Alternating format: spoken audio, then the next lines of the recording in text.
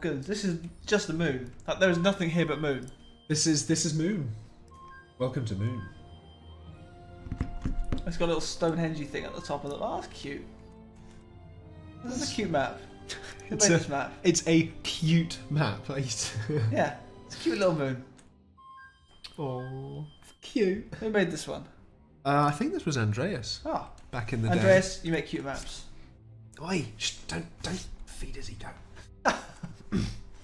Can you start inside? Where are the spawns on this one, Marshall? Do you know? I think it's. I mean, I'm guessing where they've just started picking. It's a lot of the North spawn, North Pole. Sorry, it's sort of comes down to around here, I think, as a sort of boundary. Okay. So they can choose wherever in there that they might. Here we are. Let's find out. And here we go. Ooh, we got a slight difference in spawns here. Our third Swiss game here. We've got Nimzo and Pwn4Two in orange. Going for vehicles and bots into double air and vehicle air respectively. And then in green team, we've got Pags, Clopse and Neptunio from the ancient PA Gods team.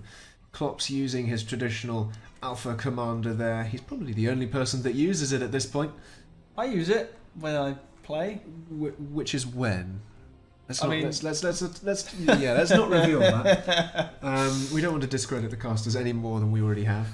And Neptunio over here using the classic Invictus Commander there.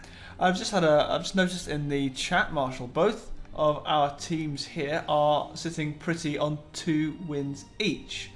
So this game here will potentially knock one of these two teams out of the running for the semi-final.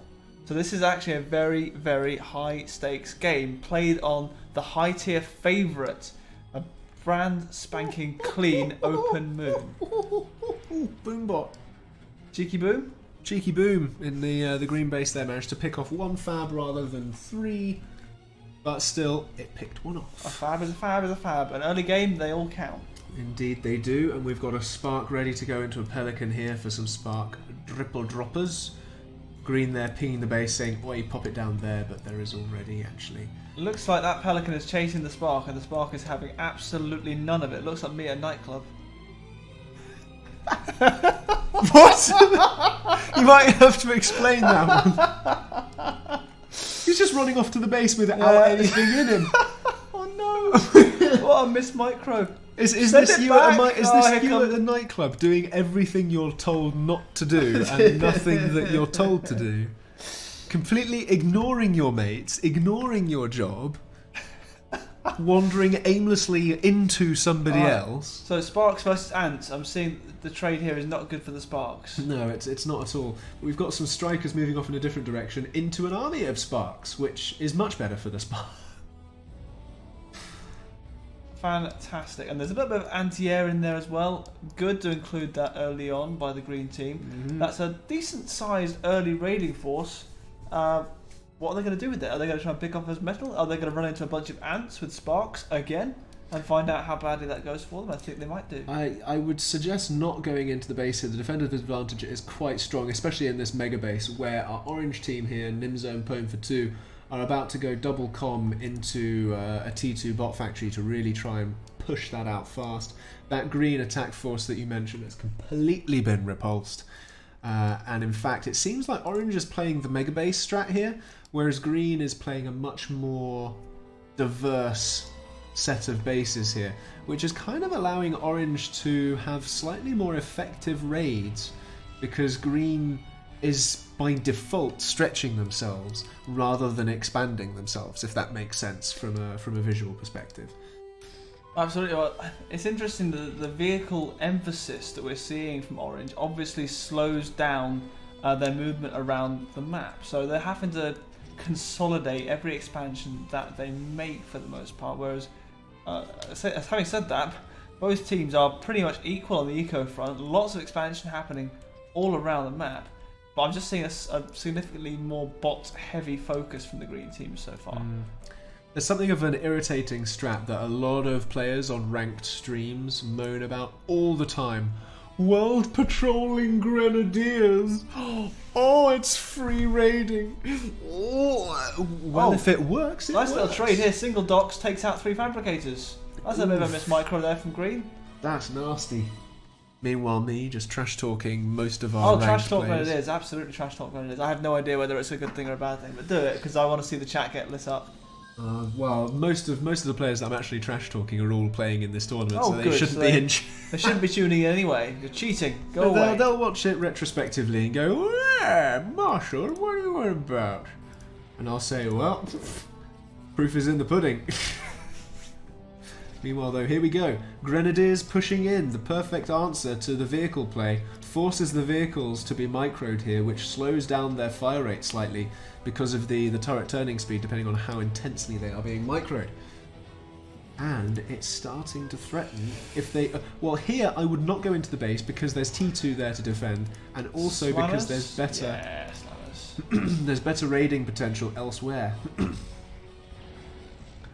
Turns out, Marshall, your trash talking of Grenadiers has upset none other than the tournament organiser. That's me you're talking about. Oh, I'm so sorry.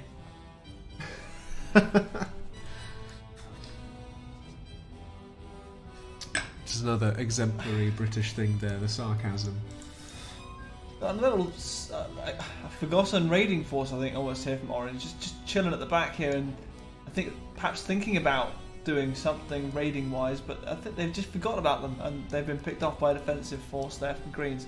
Still very even on the eco, identical on the energy front near enough, and metal, again, there's 20 in it. It's not a huge amount at this stage of the game. Lots of to-ing and throwing, lots of aggressive expansion, and lots of equally aggressive raiding of those expansions. Really good micromanagement from both teams, and I would expect no less from Nimzo and Clopse, Pwn4Two and Neptunio, all of whom players famed for their micro ability. Looking at this map here, we can see just how far that expansion has got. Around the other side there, Team Orange has got pretty much half the planet. Team Green less so, but not far behind. 341 to 285, 92.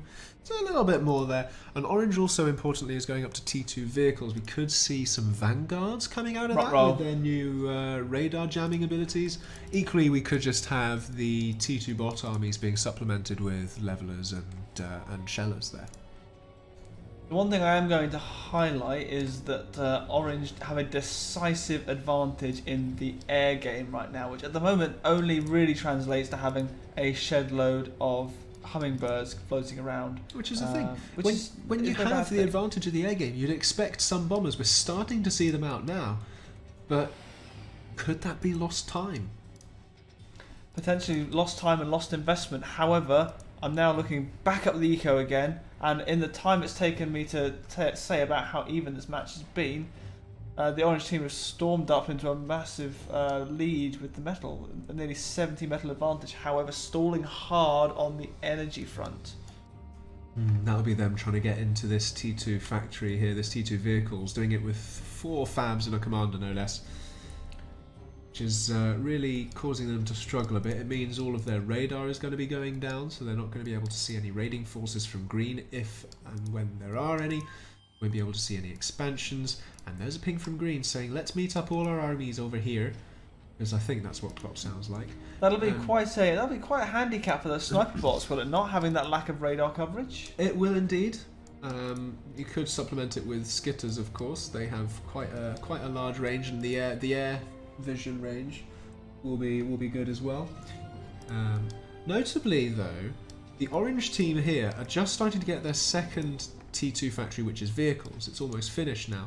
But Team Green went for a dual T2 bots, which are both complete and eco-friendly, eco-permitting. Whereas Team Orange, they're struggling, as you say, for power. T2 bots, as we saw in an earlier game, they have some fantastic counters there for a heavy T2 vehicle strategy, with the sniper bots and the long-range tactical missile bots as well. Really, really good counters for heavy T2 vehicles. So could we perhaps be seeing a little bit of a turn in favour of the green team here, potentially, in terms of the unit composition?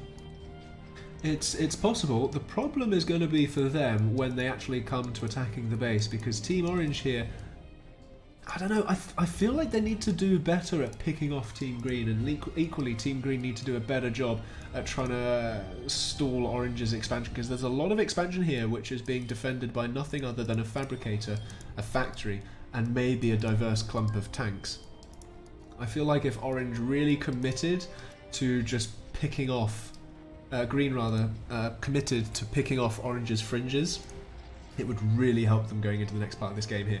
What they have, or what they should have, is the mobility advantage of bots here, while Orange try and chase with this T2 bot and vehicle army there, which is limiting them on their movement speed.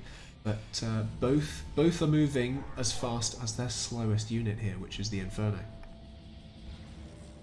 That's a really effective raiding force from Green there, and they're kiting that whole Orange army is just having to give chase. They've got no choice but to chase this army around, and it's pulled them away from the front line, which has allowed Green some respite on the raiding front. I think we are starting to see, Marshall, a slight shift in momentum here. I thought Orange were mostly on the front foot here, but it looks like Green have pulled it back a little bit. It's something that I have noticed about Nimzo's play. He does like to keep units until he feels like he has a critical mass and then push in. So perhaps that's the influence here. And we've got the vanguards coming about. Let's have a look from Green. Does not see this big old vehicle push. Doesn't have vision on it either. And the defensive army is moving in the opposite direction to this vehicle push. Ruh-roh. Let's watch it from their perspective as they see with this single grenadier. Oh, it gets taken out. But by what? I have no radar of that region. What's going on down there? Fortunately, it looks like Orange is giving chase to this green attack blob here, rather than actually going into the base, which, if they'd scouted with their air, they'd see as completely undefended and would have been a much better target for them. Green now starting to scout using a Firefly, which has given them the vision that they need to actually respond to this chasing Orange force. The Grenadier is now able to actually send a little bit of hate back at the Orange blob, but that air superiority now starting to become a factor. Orange team have retained air superiority throughout, and I'm now, counter to what I said about a minute ago, momentum now shifting back in favour of Orange. That single push from Green has been wiped out, and we've now got large clumps of Orange units on 4 sides of the Green base. 4 separate pushes, each of which containing some degree of T2 units. Therefore, significant amounts of firepower which Green are going to need to respond to. Look at the army count right now. 100 units for Green, 228 for Orange. That's what's just happened here. Bear in mind that about 50 of that is air for Orange. So if you narrow that down to about a 50-degree disparity, then either it's way, a little closer. double the unit count is still a significant number. I don't really see, unless Green is able to Orange is mopping pull up off a shop now. snipe. There's a lot of eco being taken out now by the Orange team, especially power as well, which is always quite time consuming to replace. Long row of energy just being taken out one at a time. That's halved their energy production for the Green team. That could start to become a factor now. Yes, the not so mega base for Team Green is now looking, well, if you add another not so on the front of that, it's not so mega base any longer. Team Orange seem to be immune, and they've got more vanguards and levelers coming out of that T2 vehicles. Team Is Green, that T2 factory about to go? I think yes, it is. it will do. It will do, most That's certainly. a big moment. That's a big moment in this game. I don't think Green can now recover from this without significant change in strategy. This could be the end right here. That commander is sat within easy range of some T2 bots. It's amazing. I feel like snipe attempts could have been viable here, and there goes the GGs. Clopse and Neptunio. And their tag, and it's a moon. Oh, this is an upset. Something quite interesting there. But That was that game. Could that be Clopse and Neptunio knocked out of the tournament? Who knows? Meanwhile... Are we having Pringles? Is that what's happening here? As soon as I actually... Oh no! Oh no! How did I... Ladies and gentlemen, Marshall has just dropped a Pringle onto his mouse. Alright, let's get into this game. And the mouse is so hardcore it shattered the Pringle. This game is over. Wow, okay.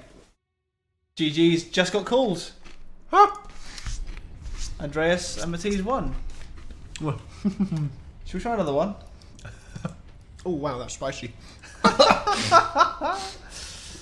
Whoa! Alright. Okay, I think those are your I'd like to Pringles. try game 25, Marshall, which is Gandalf and Zankar versus Anonymous 2 and Luther. Ugh. I'd like to see how that one's going on. Gandalf, one of our generous donors for the prize pool this evening. So after fumbling the Pringle twice, it then bloomin' poisons me with spice.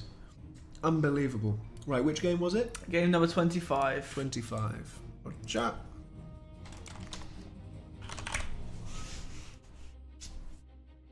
This is a much nicer setup than what we had for Able Gamers, where we were on opposite sides of the room. This is. Why didn't we do this last time? It was silly. Right, where are we? Where's that moon? There it is. Oh, wow. Okay, this is a game very much more in progress. Looks like Anonymous and Luther have a significant eco advantage. Whoa, someone's heavy on the boom. What is going on here? There's orbital. Both teams are in the orbital layer on a 2v2 on a single planet. What is this? It's boombots. It's boombots, ladies and gents. This must have been a gentleman's agreement to just be booms. What is this? What have we joined? What is this game? What is this? Oh, boombots sniping onto a comm with a unit cannon. What is this? What is this? I can't wait for the chat to catch up on this. Oh my goodness. Oh, man. Look at all these kernels in the black base. They could just attack with those guys and that would be... Safati, no Megaton, here we go, Senescence. Oh. Oh dear, 300 IQ tactics. $400 on the line, folks, and this is what we've got in front of us. Boop. Oh my word.